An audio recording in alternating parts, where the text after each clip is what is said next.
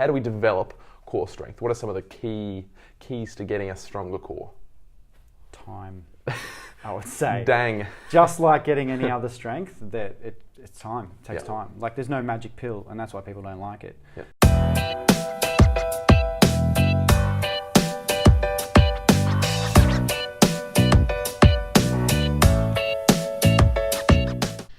Welcome to the CrossFit by Design podcast.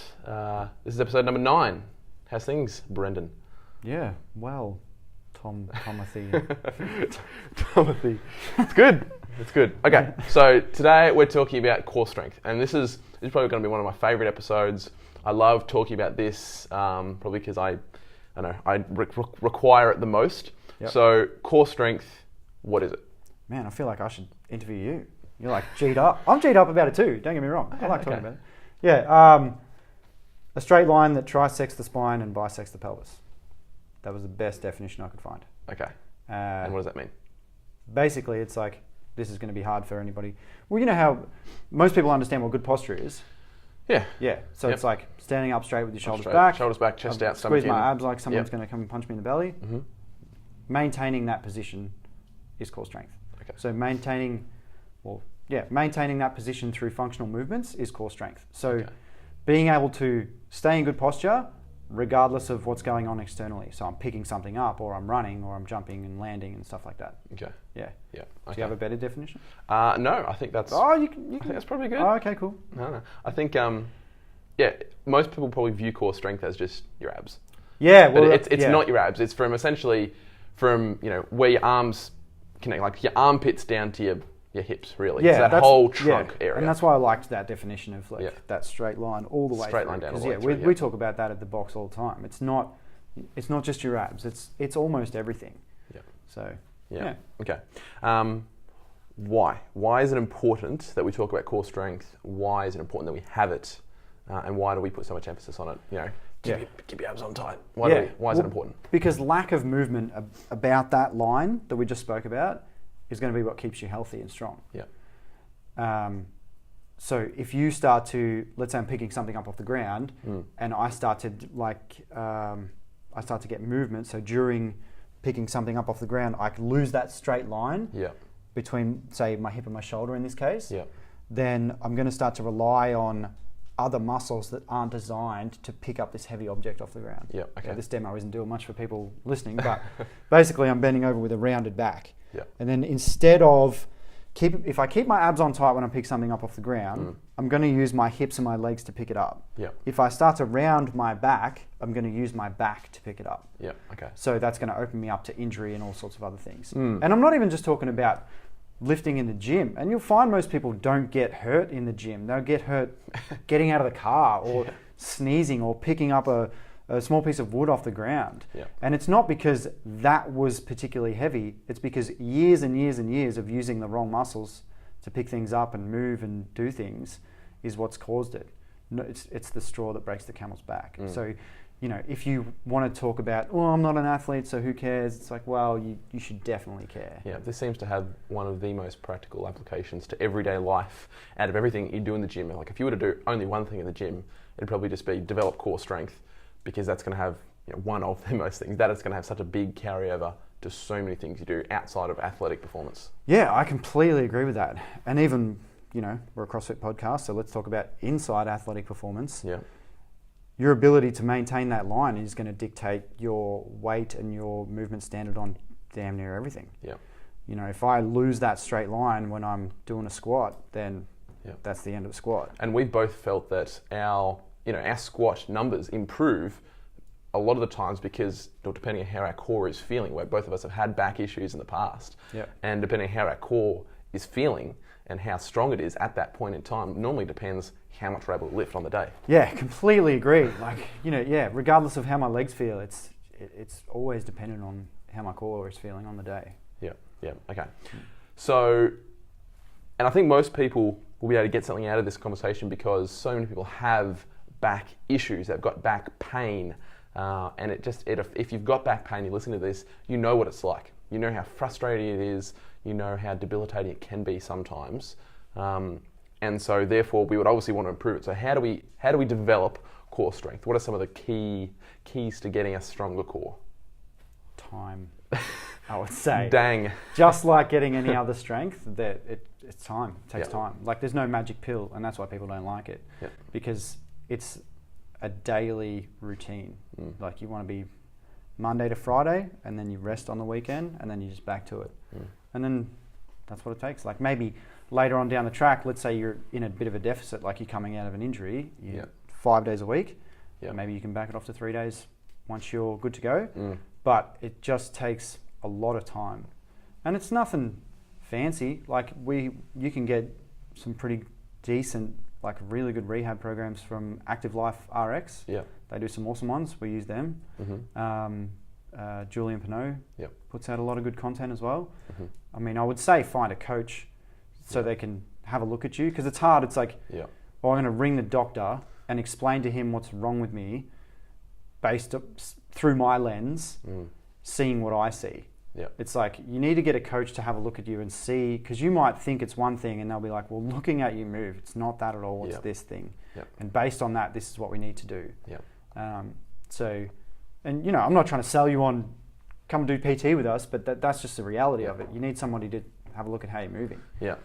So in maybe more of a specific way, when we're thinking about getting a stronger core, so we're talking about our torso, so everything from sort of our sternum down to our hips, that piece, that trunk area, is that just crunches? Is it just... No, definitely not. I love, as far as a practical application in what ways goes, does it get developed? I would say plank.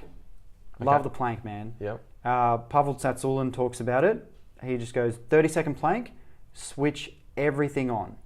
So don't just get to put forearms on the deck and just kind of like hang out there for 30 seconds. Put your forearms on the deck, switch on your chest and your shoulders, squeeze your abs, squeeze your butt, flex your legs, toes into the ground, absolutely everything on. 30 seconds, rest. And then say you start out, use that as your little test, see if you can do that 6 times with a 30 seconds or a minute rest in between. And I guarantee you that would develop your core strength. And I know one of the things that the CrossFit certification, the base level CrossFit certification called the Level 1 teaches you is that your torso or your midline, as I would say, is what's responsible for connecting your extremities, your legs to your arms and your arms to your legs and so forth.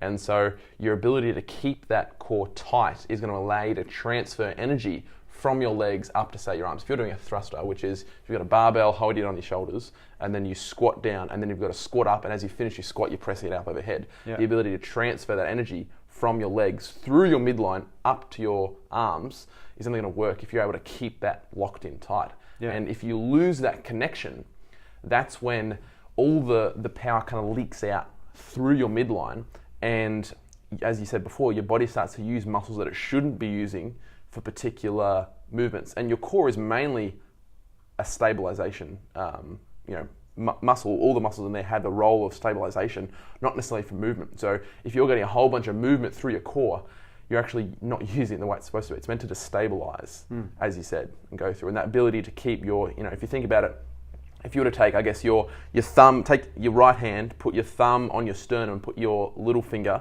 down your belly button, and bring those two together, and it kind of like you're sort of crunching over a little bit. That connection there, where that brings your abs on tight, it makes a little bit of a sort of, lowers your rib cage down, so your rib cage is not flaring out.